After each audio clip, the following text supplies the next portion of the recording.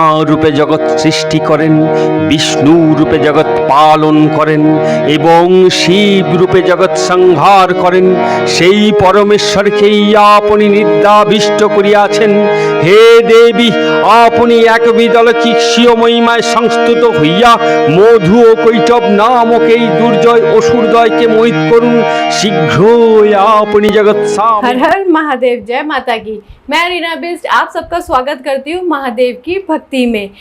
आज हम आपको बताने जा रहे हैं नव दुर्गाओं में माँ गौरी के बारे में। उनका क्या स्वरूप है, उनकी क्या कथा है, उनको लगता है क्या भोग, जो इस बारे में हमें बताएंगे पंडित सुनील भारद्वाज जी। नमस्कार पंडित जी। जय माता दी। जय माता दी। आज आप हमें हमारे व्यूवर्स को बताइए कि माँ गौरी का स्वरूप क्या है।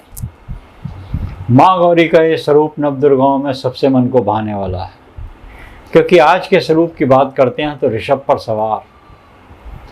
अब माँ के हाथ में बातें हैं, चार भुजाओं में एक अभय मुद्रा वर मुद्रा, और सीधे हाथ की भुजा में है त्रिशूल और दूसरे में है डमरू।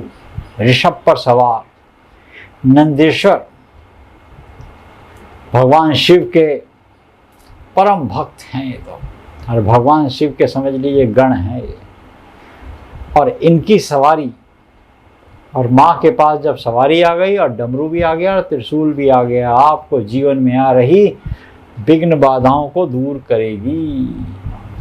बम बम भोले की गूंज और डमरू का बाबा के ध्वनि, तो डमरू की ध्वनि भक्तों को करती है प्रसन्न। और त्रिशूल किस बात का संकेत है? जो ये अमोघ है, ये माँ के पास जो शक्तियाँ हैं ये बाबा की शक्तियाँ हैं, और यही शक्तियाँ बाबा की शक्तियाँ मिलकर दुष्टों का संहार करती हैं। इस स्वरूप को देखने के लिए कहते हैं देवता ऋषि और जितने भी ब्रह्मांड में प्राणी मात्र हैं वो तरसते हैं। इस स्वरूप की महिमा अपरंपार जी। और आज के दिन माता की कथा क्या है? जब माँ ने कठोर तप किया, त्राही माम सब जगह हो रखा था, कुछ अस्तित्व नहीं होता, तब माँ का ये स्वरूप प्रकट होता है। देवी भागवत के आधार पर माँ ने बहुत कठोर तप किया, क्योंकि माँ शिव जी को पाना चाहती थी।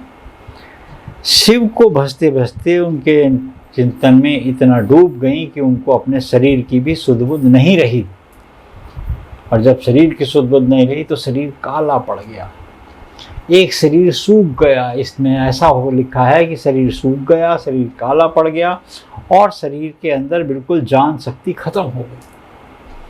तब सभी देवता मिलकर ब्रह्मा जी के पास गए। ब्रह्मा जी ने इस पर विचार किया और एकत्रित होकर शिव के पास पहुँचे। अब यहाँ जब चंद्रमौली आशुतोष शिव को बताते हैं कि ये तपस्या पूरी हो चुकी है, अब आप प्रसन्न होइए, इनकी ऊपर आप कृपा कीजिए। और बाबा प्रसन्न हुए। बाबा ने आकर कमंडल से गंगा जल की जो बूंदें छिड़की, तो माँ का जो वो शरीर काला पड़ गया था, सूख गया था, एक जलने जैसी स्थिति में हो गया था, वो शरीर एक गौर वर्ण का हो गया और 8 वर्ष की कन्या के समान हो गया। कुंद के पुष्प से इसकी तुलना की गई है। माँ की इस कथा को जो सुनते हैं उनके भी इसी तरीके से दुख, दर्द, कंटक, कलेश, अज्ञानता, दरिद्रता कोसों दूर चली जाती है। ये माँ का ही कथा देवी भागवत में बड़े विस्तार रूप से लिखी है। हमने आपको संक्षिप्त में बताने का एक प्रयास किया है। जी। अष्टमी का दिन है और इसमें लोग जैसे कि कहते हैं कि पूजा पाठ, कंजक को बिठाना, अपने व्रत को पूरा करना, और एक तरह से कहेंगे कि माता को घर पर बुलाना। तो इसके बारे में बताइए कि कंजक जैसे अब बुलाते हैं तो कन्या पूजन यहाँ इसमें कैसे की जाए? देखिए, अष्टमी के दिन जब आप कन्या पूजन करते हैं, जो लोग अष्टमी करते हैं उनके लिए बड़ी सरलता से इस बात को हम समझा देते हैं कि सबसे पहले तो आप कन्या पूजन का आयोजन करें। हलवा जो भोग है माँ को, पूड़ी, चने, जो भी आपने मिष्ठान में इसके अलावा खीर आदि जो भी बनाया हो, अब उसके बाद सबसे पहले होम करें। होम में आपने जो नारियल हमने पहले दिन रखवाया था आपको उत्तर की दिशा में और ईशान में माता को बिठाया था और उसके अग्नि प्रचंड कराई थी साउथ ईस्ट में। नारियल निकालिए, नारियल में खोलकर उसको नारियल को उसकी गिरी सब में 9 हिस्सों में बांट लीजिए। भोग में दीजिए, हवन कुंड में दीजिए, छींटा लगाइए उसका। उसके बाद तिलक आदि करके हवन आप पूरा समापन कर लीजिए। 9 कन्याओं का आयोजन कीजिए। कन्याओं को उत्तर और पूर्व के मध्य बिठाइए। एक लांगुर को भी बुलाइए। साथ में कन्याओं को जब आसन देंगे, आसन समर्पयामी, सबसे पहले उनको आसन समर्पित कीजिए। आसन जब आप दे देंगे तो उनके चरण गंगा जल हो, गर्मी में भर लीजिए, उसमें गंगा जल से उनके चरणों को धोइए। माँ आप हमारे यहाँ आई हो, अपनी चरण पादुका आप हमारे यहाँ छोड़ जाओ, हमें आप आशीर्वाद दो। इस तरीके से आप उनसे विनती करते रहिए। मंत्रों का उच्चारण मन में आपके जो मंत्र आपको आता है सरलता से उस मंत्र का उच्चारण आपके चलता रहना चाहिए। इस समय में जिस समय कन्या आती हैं, भागवत में ये भी लिखा है, उस समय क्रोध नहीं करना, बहुत ज़्यादा आवेश में नहीं आना, बहुत ज़्यादा अपशब्दों का अपशब्द तो बिल्कुल ही मना कर गए। क्रोध में नहीं आना, आवेश में नहीं आना, अपशब्दों का इस्तेमाल नहीं करना, किसी को झटका नहीं है, डांटना नहीं है, फटकारना नहीं है। तो ये सब चीज़ें कही गई हैं। देवियों को आपने नॉर्थ और ईस्ट में दोनों तरफ बिठा दिया। अब आपने उनके चरण धो लिए। चरण धोने के बाद उनको तिलक कीजिए। तिलक के बाद उनके अक्षत लगाइए। अक्षत लगाने के बाद मोली बांधिए। अब मोली याद रखिएगा, कन्या के विवाह से पूर्व जो मोली बांधते हैं वो सीधे हाथ की तरफ मोली बांधी जाती है। विवाह उपरांत उल्टे हाथ की तरफ मोली बांधी जाती है महिलाओं में।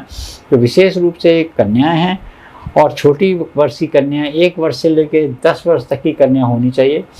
इन कन्याओं को आप पंक्तिवर जब मोली बांधेंगे तो मोली बांधने के साथ साथ उनको जो भी आप माता के श्रृंगार का सामान या कोई ऐसा सामग्री जो भेंट देना चाहते हैं, 9 कन्या और 1 लांगुर के लिए लेके आए हैं, तो उन्हें भोग के साथ दिए। हलवा, पूड़ी, जो भी आपने चने आदि बनाए हैं, जो सब्जी बनाई है आपने, वो उनको भेंट दीजिए। और कोशिश ये करिए अपने हाथ से निवाला खिलाइए।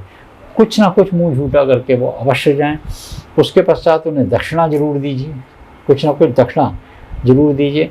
और जो आरती की थाली है वो भी उनके आसपास घुमा दीजिएगा।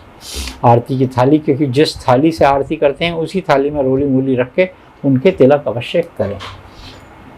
जब कन्याएं जाने लगें तो उनको जो ले जाने की व्यवस्था है, जो भी प्लेट दी है आपने, जो भी सामग्री दी है, फल दिए हैं, वो उनको ले जाने के लिए कोई थैला दीजिए। और ये उनसे बताइएगा कि कोई बच्चे कभी कभी खाते हुए चले जाते हैं, गिर जाता है, तो ऐसा ना हो रोड पे गिरे जी। तो इस बात का आपने ध्यान रखना होगा। ये बात विशेष रूप से समझने की है। और कन्या जब जाएं आपके घर से तो उनसे आग्रह कीजिए, या देवी सर्वभूतेषु दया रूपेण संस्थिता, या देवी सर्वभूतेषु लक्ष्मी रूपेण संस्थिता, या देवी सर्वभूतेषु सरस्वती रूपेण संस्थिता, या देवी सर्वभूतेषु काली रूपेण संस्थिता। सरस्वती, काली, दुर्गा, लक्ष्मी हमारे घर में सदा वास करें और हमारे घर पर कृपा बनाकर रखें। और मैया आप हमारे यहाँ इसी रूप में प्रतिवर्ष आती रहें, हम यथाशक्ति आपका सेवा भाव करते रहेंगे। ये इस तरीके से कन्या पूजन का पूरा विधान कहा गया देवी भागवत में। इसको जो लोग नहीं कर सकते, कोई वृद्ध है, कोई इस अवस्था में नहीं है, तो मानसिक रूप से भी इसकी पूजा कर सकता है। जी, बहुत बहुत धन्यवाद। हमारे व्यूवर्स को आपने महागौरी के बारे में बताया। आप लोगों को ये वीडियो कैसा लगा कमेंट बॉक्स में कमेंट कीजिएगा। लाइक, शेयर, सब्सक्राइब करना मत भूलिएगा। जय माता की। हर हर महादेव। जागो दुर्गा, जागो दश प्रहरण धारिणी, अभया शक्ति बल प्रदायिनी तुमी जागो, जागो तुमी जागो,